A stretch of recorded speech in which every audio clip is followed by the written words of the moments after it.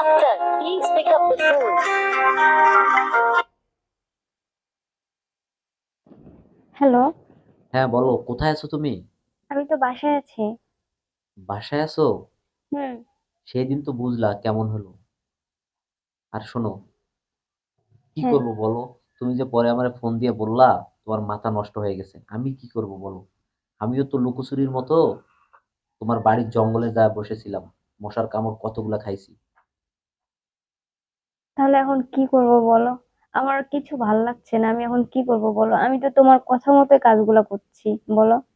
না শোনো, কাহিনী হলো কি জানো, আজকে তুমি আবার ওই টাইমে ওইখানে আসবা। আর সেই দিন জানোই তো, দেখো তোমার কত মজা দিলাম, উপরের আপেল গুলা কত সুন্দর করে চাপাচাপি করলাম, চুষলাম, কত ভালো লাগলো।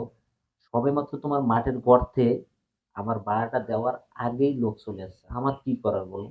তাহলে না হলে তো তোমাকে আমি অনেক মজা দিতাম, সারা রাত ধরে মজা দিতাম, বুঝছো বাকি? আসলে কি করবো, আসলে ভাগ্যটাই খারাপ, বুঝছো? তো আজকে তুমি মিস করো না, হ্যাঁ? আমি কিন্তু ঠিক 10টায় ওইখানে যা ওয়েট করবো তোমার জন্য। আমি তো সবই বুঝলাম। তারপরও আমি কি তোমার জন্য কম করেছি? আমি কি করি নাই? আমিও তো সব করছি। এখন আসলে এগুলা হয়ে যাবে এটা তো আমরা কখনো কল্পনাও করতে পারিনি, বলো।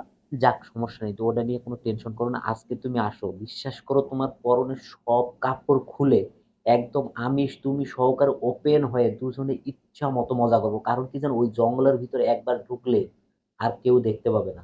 হয়তোবা সেদিন হালাত চোরেরা মনে হয় আইসা দেখেছিল, বুঝছো? আমরা মনে করছিলাম লোক আইছে, কিন্তু আসলে সেদিনের ওগুলো লোক না, আমার মনে হয় ওরা চোর ছিল। আমাদের দৌড় দিয়ে বা পলাই উচিত ছিল না। কিন্তু শোনো না, আমার না আবার ভয় করে যদি আবার কিছু হয় এরকম। না, আর কিছু হবে না, তুমি আসো, সমস্যা নেই। আজকে বিশ্বাস করো, আমি আগে থেকে প্রস্তুতি নিচ্ছি। আজকে তোমার আস্তে আস্তে করে কামিজটা সালোয়ারটা খুলে তোমার সেই আদর করব, বুঝছো? তোমার যে ডাবগুলা না, আসলে সেই দিন দেখলাম কঠিন সুন্দর। তো ডাবগুলো আমার খুবই ভালো লেগেছে। আর তোমার মাঠের গর্ত তো সবেমাত্র দিব। আচ্ছা সমস্যা নেই, তুমি আজকে মিস করো না পাখি, তাড়াতাড়ি চলে আসিও, হ্যাঁ? তুমি কি সব সত্য বলছো? একদম সত্যি বলতেছি পাখি, তুমি আমার কলিজার টুকরা, সোনার ময়না। আমি তোমার কত বেশি ভালোবাসি, তুমি কি জানো? তাই বলছো? হ্যাঁ, সত্যি বলছি তুমি। আচ্ছা ঠিক আছে, তাহলে আমি ঠিক সময় মতো যাব, তুমিও তাহলে সময় মতো চলে আসো, দেরি করো না। আর আমার একটা কিন্তু আমার ভয় করে। এটা, আরে আমি থাকতে তোমার কিসের ভয় বলো? তোমার কোনো ভয় নাই, প্রয়োজন বোধে তুমি আমার উপরে উঠে শুয়ে থাকবা, কোনো সমস্যা নেই, আমি যা করার নিজ থেকেই করবো। আচ্ছা ঠিক আছে, তাহলে তুমি সময় মতো চলে এসো, আমিও চলে যাব সময় মতো। সত্যি বলছো? সত্যি বলছি।